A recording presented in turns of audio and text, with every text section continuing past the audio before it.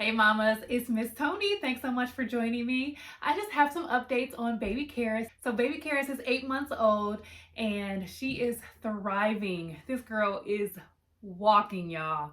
Like literally walking, not like wobbling, not like cruising on the furniture. She is straight up walking, like trying to run. And if she didn't have such a big head, she probably could run, but it weighs her down. She starts to trip when she tries to run. She's doing this to keep up with her big sisters. So that's interesting because I don't feel like Cameron did this with Kennedy, even though she had a big sister at the time. But Karis is something else, y'all. She is just pretty advanced already at 8 months old.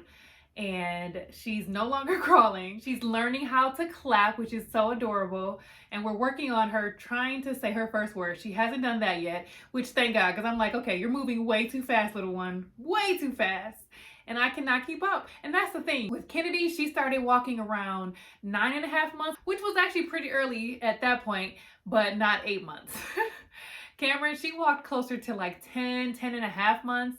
And so this is actually new for us because I'm already having to chase after an 8-month-old as opposed to her still being in my arms, still being able to just put her in the crib or put her in the car seat and she's totally fine. Like, no, this one here, she is trying to get up out of everything, any car seat, the high chair, like everywhere you put her, she's trying to get out because she's learned these new skills of how to walk and she wants to try them out every chance she can get. So now that affects her sleeping. So you might hear about sleep regressions. Often they start around 6 months, and then there's one that's closer to like 9 months, and then there's one that's closer to 11, 12 months. So because Karis is so advanced, she's having this early sleep regression, which is rough because the girl was sleeping for the first 6 months of her life, and now all of a sudden she is just in her sleep. I saw her waving the other day in her sleep. It was so adorable, but I was like, girl, just go to sleep. Eyes were fully closed. She was knocked out, but I saw her raise her hand and open, close, open, close. And I just like gently put it down, like, girl, go sleep. When they're getting bigger like that and they're starting to learn new things, like new motor skills like clapping and waving and especially walking, that makes them go through a sleep regression because now their mind can't stop spinning. They are supposed to be sleep and restful during that sleep time, but they're thinking of trying out those new skills, and that keeps them wide awake and keeps the parents wide awake as well. Go to sleep, girl. So I'm combining 8 and 9 months updates together, and we had Karis's 9-month doctor's appointments and it went really well. She didn't have to have any shots. So that means it went well for both of us. So the 9-month appointment, the babies have to get their anemia test, and basically that doctor does 2 tests, but it sucks for the babies because they have to get 2 pricks and obviously it hurts. They use the small gauge needles, but it doesn't matter. The butterfly needles, it all hurts the baby. Now I will say when they did Karis's first blood draw, it was pretty quick and easy and she didn't cry on that one. But when they did the second one, she just burst into tears, poor baby. And I'm like, okay, do you really have to do 2? But the nurse was like, well, I'll tell you why. So she went and got the results, interpreted it really quickly, came back, and the first test actually had a low number for the blood cells, which is not a good look. And so she said, well, this is why we do 2, so let me go check the other one. And she came back and I think it was at 11.4 grams, and so it was all good. And so no anemia, we don't have to worry about any blood issues with the baby, and that was the only blood draw that we had to do for that exam. No shots, so the baby was all good afterwards. Karis is 16 pounds and 4 ounces, so she's a little small. She's in the 22nd percentile, but she's taller, so she was in the 71st percentile for her height. She's almost 29 inches tall, and her head's almost 19 inches, so yeah, it's huge. It's in the 98th percentile as well. So some new baby developments around 9 months. Karis is feeding herself now, which is again use of those motor skills.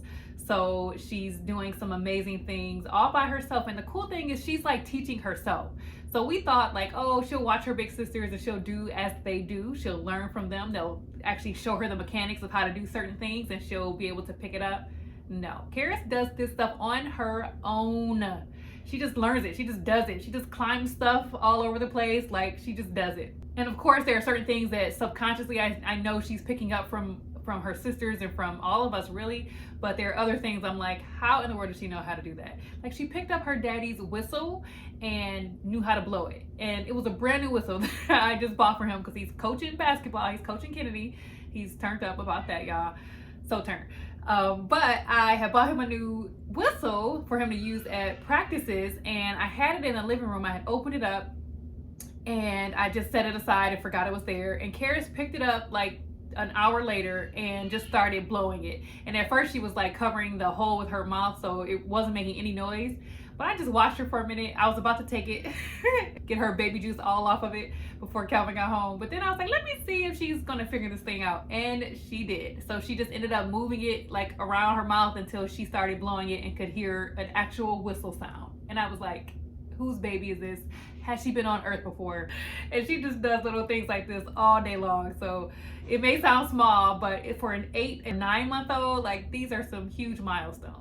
The downside of her getting bigger is becoming more aware. So she's nervous around strangers, and like everybody's a stranger to her. So if you are in the 4 walls of this house, you're a stranger to her, and she does not want to talk to you. She does not want to see you.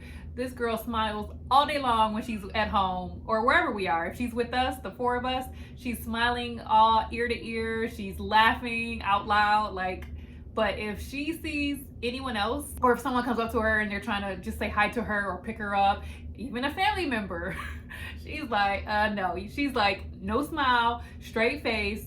She's just clinging to mommy and daddy, trying to lay on us, on our shoulders to stay with us. Like, she is not trying to hear it. Thankfully, if you guys are watching, you know that I went back to work. And so we have a new wonderful nanny, and it took about a month for Karis to warm up to her. But now she likes her, and she understands she's a part of our household, and like, she knows and recognizes her and knows that even if she sees her all day, at the end of the day, she'll see me again, and then she'll see her dad when he gets home from work. And so I think she's really registered that in her head now, and so she doesn't have that stranger danger or separation anxiety. Some other motor skills and physical things she's doing, she raises her little hand, and we don't know if she's trying to high five. Kennedy's like, yes.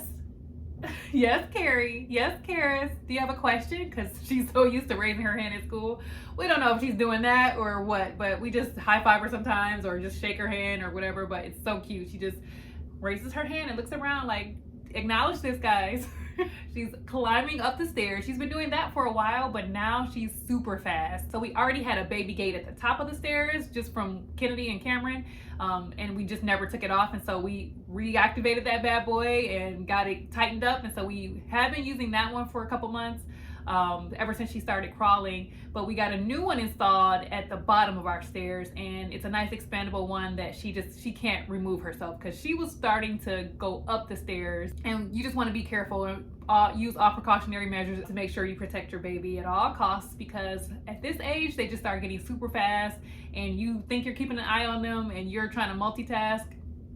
They know you're not giving them 100% attention, and they go for it. They try to do whatever they can to explore, and that's when they get hurt. So you got to be on the lookout and make sure you protect your baby. So that's it for 8 and 9 month updates for baby Karis. She is growing and thriving and doing just some amazing things, and we're actually going to be taking a trip soon. And so come back for more on my next video when I give tips and tricks on traveling with a newborn, as well as toddler siblings too.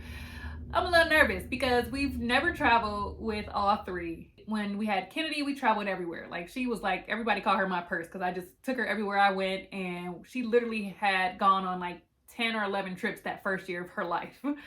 And no doubt because it was free. Once they turn 2 years old, you got to start paying for that lap child. But Cameron, so she only has taken a couple flights in her life because of the pandemic. And so she's excited about getting on an airplane. And we're just nervous that we have to pack for 3 kids now, plus ourselves. And I'm still pumping, and I got to pack that, and just a million things, strollers, all this good stuff. So come back and watch my next video, and I'll share all about it. I'll see you then.